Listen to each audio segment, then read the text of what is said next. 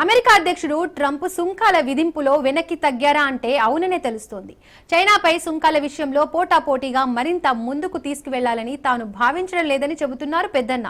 శక్తికి మించి ధరలు పెరిగితే ప్రజలు కొనడం మానేస్తారని కొత్త రాగం అందుకున్నారు. అంతేకాదు అలా జరగడం తనకు ఇష్టం లేదని చెబుతున్నారు ట్రంప్. పైగా టారిఫ్ విషయంలో తాను వెనకడుగు కూడా వేయొచ్చని సంకేతాలు ఇచ్చారు. కాగా ఇప్పటికే ప్రస్తుతం చైనాపై 245% వరకు టారిఫ్ విధించారు డొనాల్డ్ ట్రంప్.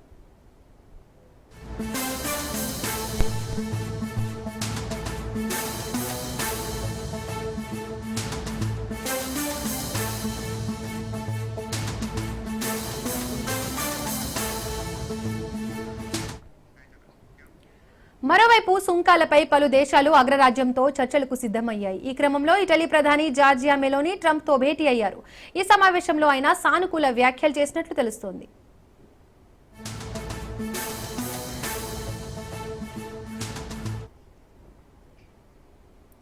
చెప్పాలంటే ఇటీవల ట్రంప్ అన్ని దేశాలపై పన్నులు విధించిన సమయంలో స్టాక్ మార్కెట్లు కుప్పకూలాయి. ఆ తర్వాత నుండి ఆయన వైఖరిలో కొంత మార్పు వచ్చింది.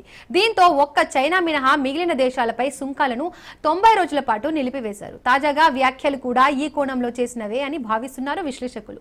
పన్నుల విధింపు నాటి నుండి చైనా తమతో టచ్ లో ఉందని ఇప్పటికే ట్రంప్ చెప్పారు. కానీ అవి ఎటువంటి అంశాలపై జరుగుతున్నాయి, వాటి వివరాలేంటో మాత్రం వెల్లడించేందుకు నిరాకరించారు.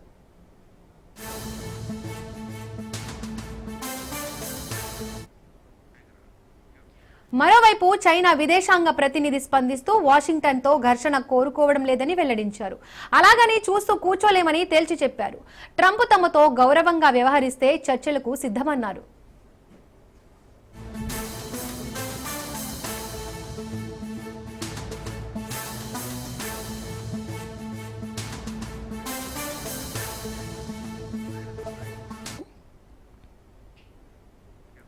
అమెరికా అధ్యక్షుడు ట్రంప్ సుంకాల విధింపులో వెనక్కి తగ్గారా అంటే అవుననే తెలుస్తోంది. చైనాపై సుంకాల విషయంలో పోటాపోటీగా మరింత ముందుకు వెళ్లాలని తాను భావించడం లేదని చెబుతున్నారు పెద్దన్న. శక్తికి మించి ధరలు పెరిగితే ప్రజలు కొనడం మానేస్తారని కొత్త రాగం అందుకున్నారు. అంతేకాదు అలా జరగడం తనకు ఇష్టం లేదని చెబుతున్నారు ట్రంప్. పైగా టారిఫ్ విషయంలో తాను వెనకడుగు కూడా వేయొచ్చని సంకేతాలు ఇచ్చారు. కాగా ఇప్పటికే ప్రస్తుతం చైనాపై 245% వరకు టారిఫ్ విధించారు డొనాల్డ్ ట్రంప్.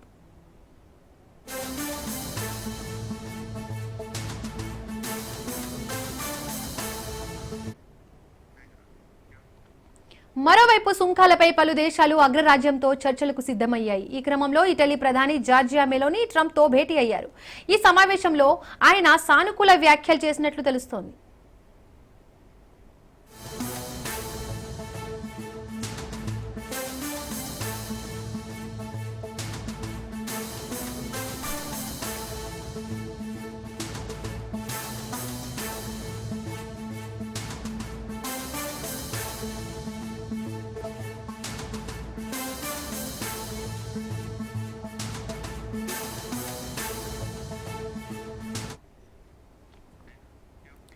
చెప్పాలంటే ఇటీవల ట్రంప్ అన్ని దేశాలపై పన్నులు విధించిన సమయంలో స్టాక్ మార్కెట్లు కుప్పకూలాయి.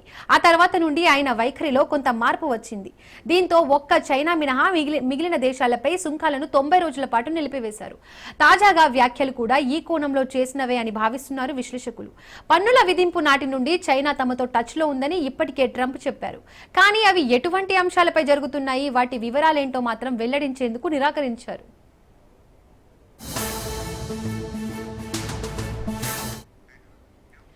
మరోవైపు చైనా విదేశాంగ ప్రతినిధి స్పందిస్తూ వాషింగ్టన్ తో ఘర్షణ కోరుకోవడం లేదని వెల్లడించారు. అలాగని చూస్తూ కూర్చోలేమని తేల్చి చెప్పారు. ట్రంప్ తమతో గౌరవంగా వ్యవహరిస్తే చర్చలకు సిద్ధమన్నారు.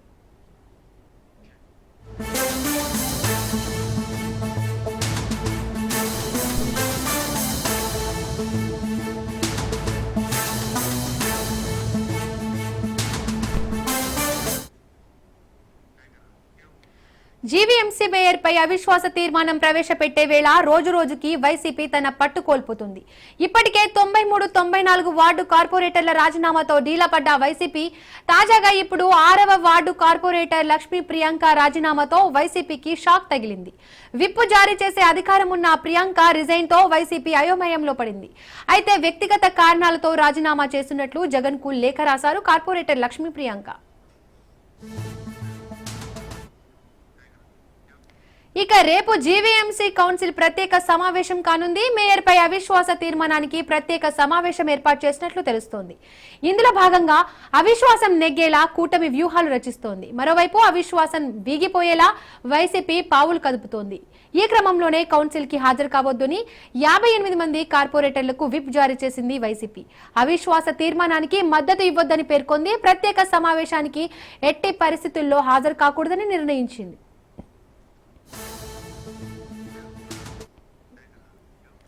విప్ జారీ తర్వాత వైసీపీకి రాజీనామా చేశారు 6వ వార్డు కార్పొరేటర్ లక్ష్మీ ప్రియాంక.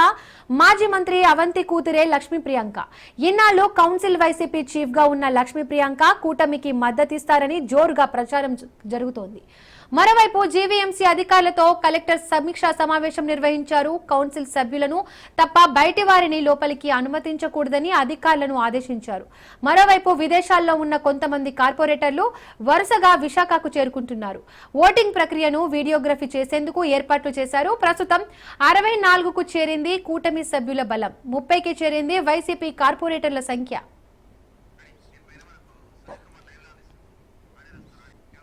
ములుగు జిల్లాలో భూభారతి పైలట్ ప్రాజెక్టు ప్రారంభోత్సవం జరుగుతుంది. మంత్రి పొంగులేటి మాట్లాడుతున్నారు. లైవ్ లో చూద్దాం.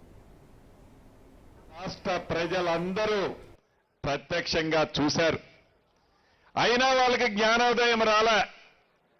2 పర్యాయాలు చెంప చెల్లుమనేటట్టు తెలంగాణ ప్రజల తీర్పు ఇచ్చినా వారు ఏం తప్పు చేశారో, ధరణిలో ఏమి తప్పులున్నాయో అనేది గ్రహించకుండా ప్రతిపక్షంలో ఉన్నావు కాబట్టి ఏది పడితే అది మాట్లాడతామని, మాట్లాడితే చెల్లుద్దని వారు అనుకున్నారే తప్ప వారు చేసిన తప్పుని గ్రహించకపోవటం నిజంగా దురదృష్టకరం. ఈ వేదిక మీద నుంచి వారిని ఒక్కటే అడగదలుచుకున్నాను.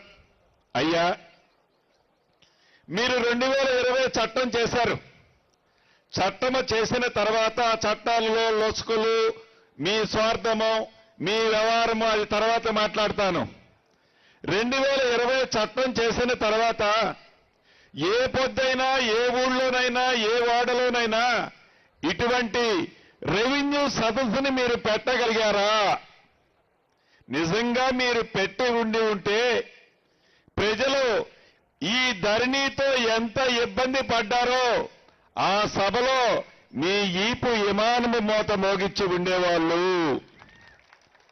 అంటే కనీసం ప్రజా దర్బారు రెవెన్యూను గురించి రెవెన్యూ సదస్సును కూడా పెట్టలేని ఒక చట్టాన్ని చేశామని ఒప్పుకోకుండా ఇంకా నోరడ్డం వేసుకొని నోరుంది కదా అని ఏది పడితే అది మాట్లాడితే తెలంగాణ ప్రజలు, ముఖ్యంగా ఇందిరమ్మ ప్రభుత్వాన్ని ఆశించిన ప్రజలు మిమ్మల్ని ఎప్పటికీ క్షమించరని తెలియజేసుకుంటున్నాను.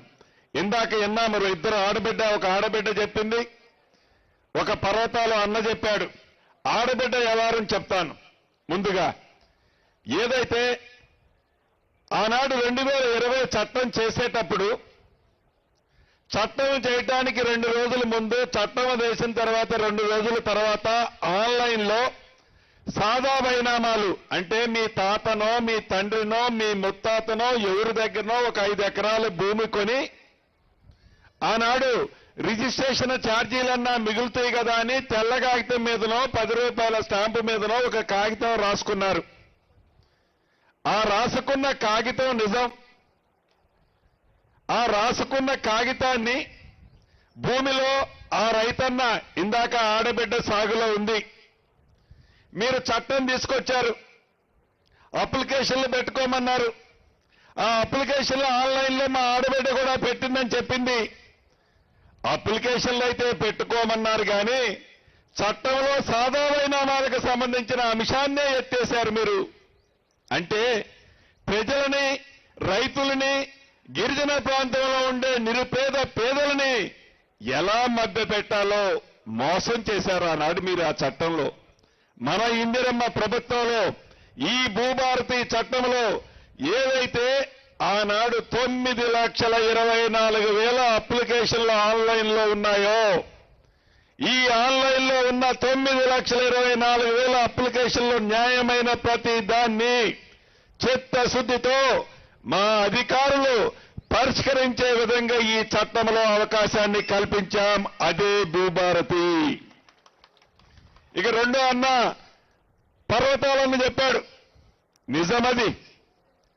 ఎందుకు నిజమని అంత స్పష్టంగా నువ్వు చెప్తున్నావు సీనన్న అని ఆ పక్కన మా అన్న నాకెళ్ళి చెయ్యెత్తు చూపిస్తున్నాడు. నిజం. ఎందుకు నిజమంటే నల్లగొండ జిల్లా నాగార్జున సాగర్ నియోజకవర్గంలో తిరుమలగిరి అనే మండలం ఉంది. పెద్దల జానారెడ్డి గారి నియోజకవర్గం అది.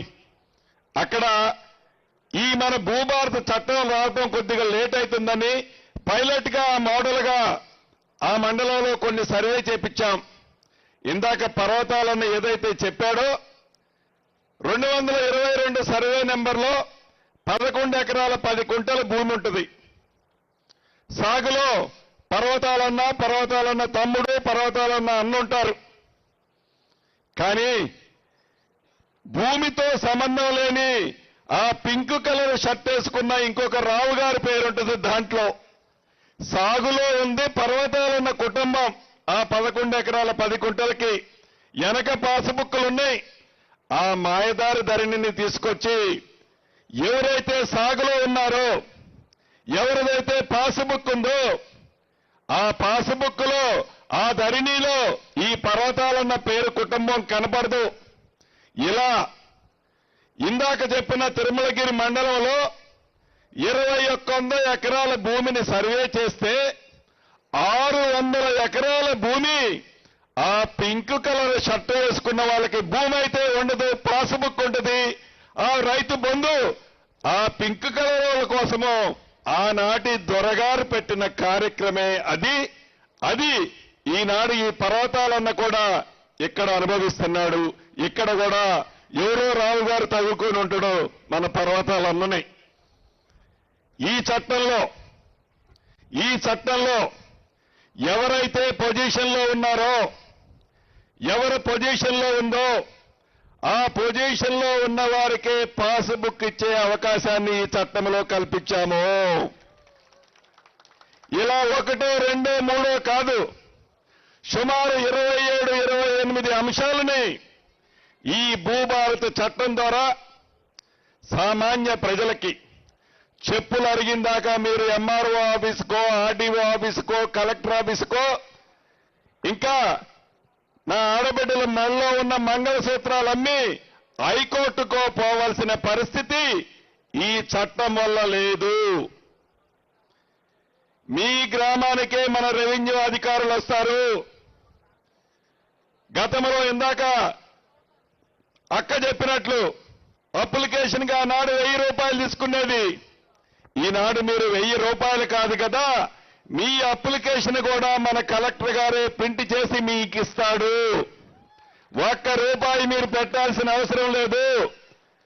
ఇలా ఎలా అయితే సమ్మలు పెట్టామో ప్రతి రెవెన్యూ గ్రామానికి నా రెవెన్యూ అధికారులే వచ్చి కూర్చుంటారు. మీ సమస్యని శాశ్వతంగా పరిష్కరిస్తారు. సాధ్యం గాని కొన్ని కోర్టులో ఉంటే అది కోర్టు పరిధి తేలిన తర్వాత పరిష్కరిస్తాము. అదే రకంగా ఆనాడు దొరగారు పార్ట్ బి అని ఒకటి పెట్టాడు ధరణిలో. ఈ పార్ట్ బిలో 18 లక్షల ఎకరాలు పేదోళ్ల భూములు ఆ ధరణిలో పార్ట్ బిలో పెట్టాడు. ఎవడైతే వచ్చి కలుస్తాడో ఆ కలిసినోడిదే ఆ పార్ట్ బి నుంచి బయటికి తీస్తాడు. కానీ ఏదైతే ఈ 18 లక్షల పార్ట్ బిలో ఉన్న భూముల్లో పేదవాళ్ల భూములు 6 నుంచి 6.5 లక్షల ఎకరాలున్నాయి. ఆ భూములని ఈ భూభారతి స్కీము ద్వారా, ఈ భూభారతి 2025 చట్టము ద్వారా తప్పకుండా పరిష్కారం ఈనాడు కనుగోబడుద్ది. అంతేకాదు, అర్ధరాత్రి ఆనాటి దొరగారికి మైండ్లోకి ఒక ఆలోచన వచ్చింది. ఎవరో ఒక విలేజ్ సెక్రటరీ, విలేజ్ విఆర్ఓ మాట వినలేదని వారు చెప్పిన వారికి ఆ భూమి బదలాయించలేదని వారికి అర్ధరాత్రి వారి మనసులో తోచింది ఏదైతే ఉందో దాన్ని దృష్టిలో పెట్టుకొని సుమారు 23,000 మంది విఆర్ఓ వ్యవస్థని అర్ధరాత్రి రద్దు చేసి నడి రోడ్డు మీద ఆనాడు ఆ దొరవారు పడేశాడు. మీరు ఒక్క నిమిషం ఆలోచించండి. ప్రతి గ్రామంలో ప్రైవేటు భూములతో పాటు గవర్నమెంట్ భూములు ఉంటాయి. అది రెవెన్యూ భూములు కావచ్చు, దేవాదాయ భూములు కావచ్చు, ఒక్క బోర్డు భూములు కావచ్చు, ఆనుకొని ఉన్న ఫారెస్ట్ భూములు కావచ్చు. ఈ ప్రభుత్వ భూములు కాపాడటానికి ఈనాడు నావాడు నాదుడు అనేవాడు గ్రామంలో ఒకటి ఉండటం అవసరమా కాదా అనేది ఆనాటి దొరవారికి కనీసం ఇంగిత జ్ఞానం కూడా లేకపోయా. ఈనాడు మన ఇందిరమ్మ ప్రభుత్వంలో పేదవాడికి అండగా ఉండటానికి, పేదవాడికి రెవెన్యూ సమస్య వస్తే ఆ గ్రామంలో చెప్పట్టుకోవటానికి 10,956 రెవెన్యూ గ్రామాలలో మొదటి విడతలో 6,000 పైమందిని నియమించడానికి ఆల్రెడీ నిర్ణయం తీసుకున్నాం. రాబోయే నెల అంటే ఇంకొక 10-15 రోజుల్లో మీ గ్రామాలకి రెవెన్యూ అధికారులు కూడా వస్తున్నారు. అంతేకాదు, అసలు ఈ పంచాయతీలన్నిటికీ కారణం ఏంటయా? భూములు సరిగ్గా పాస్బుక్ ఉంటుంది, భూమి ఉండదు, భూమి ఉంటుంది, పాస్బుక్ ఉండదు, లేకుంటే పేర్లు తప్పుంటాయి. ఇంటి పేరు బదులు సీతారామ, ఇంటి పేరు బదులు సీత అని పడితే అది ఒక బూతు. ఇలా ఈ బూతులని అడ్డం పెట్టుకొని మేమే ఈ పని చేస్తున్నామని ఆ పింకు కలర్ వారు ఏదైతే తాపత్రయపడుతూ ఏదైతే అద్భుతమైన చట్టాన్ని చేశామని ఒక చట్టం చేస్తే ఆ చట్టము ప్రజలకు ఉపయోగపడేదానిలాగా, పేదవాడికి ఉపయోగపడేదానిలాగా, ఆ చట్టము పేదోడికి ఒక చుట్టంలాగా ఉంటుంది.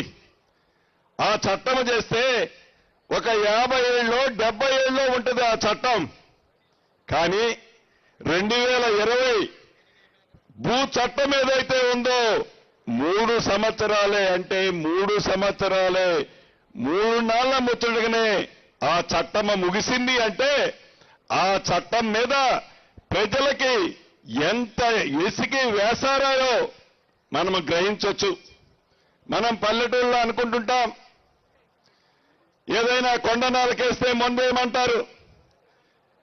ఆ మందు వేసేది ఎందుకు? ఇంకా మంచిగా మాటలు రావాలని, మంచిగా ఇంకా మనిషి ఎక్కువ కాలం బతకాలని. కానీ ఈ ధరణి వల్ల ఆ కొండ నాలుగుకి మందేస్తే ఆ ఉన్న కాస్త ఉంచుకున్న నాలుగు కూడా ఊడిపోయింది. అది ధరణికి ఈ భూభారతికి ఉన్న అంశం. మీకు 3 ముక్కల్లో చివరగా చెప్పదలుచుకున్నాను, అధికారులకు కూడా చెప్పదలుచుకున్నాను. ఇది ఇందిరమ్మ ప్రభుత్వం, పేదోడు ప్రభుత్వం. ఇందిరమ్మ ప్రభుత్వం అంటేనే పేదోడు కోసం తాపత్రయే ప్రభుత్వం. ఇందిరమ్మ ప్రభుత్వం అంటేనే పేదోడికి భరోసా ఇచ్చే ప్రభుత్వం. ఇందిరమ్మ ప్రభుత్వం అంటేనే పేదోడికి కన్నీళ్లు రాకుండా చేసే ప్రభుత్వం.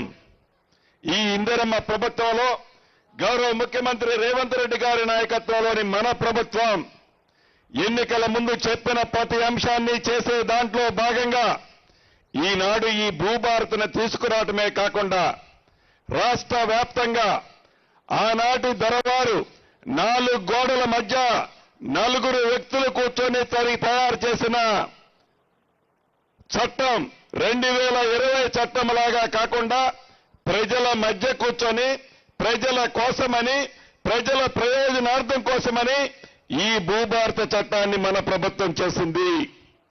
ఇది రేవంత్ రెడ్డి గారి కోసమో, శ్రీనివాసరెడ్డి గారి కోసమో, వేదిక మీద ఉన్న మా నాయకుల కోసమో కాదు.